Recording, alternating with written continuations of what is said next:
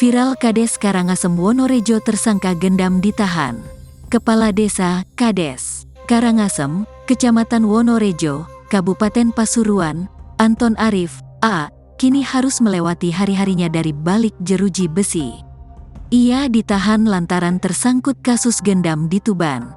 AA didapati sebulan terakhir melakukan aksi gendam di wilayah hukum Polres Tuban.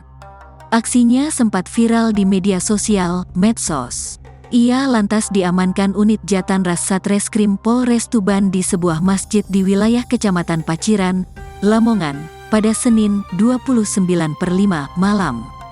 Dalam setiap saksinya, tersangka selalu menggunakan helm dan jaket yang sama. Kedua benda itu pun disita polisi. Selama sebulan itu, dia beraksi di 2 tempat kejadian perkara, TKP, dengan hasil kejahatan 4,8 juta rupiah.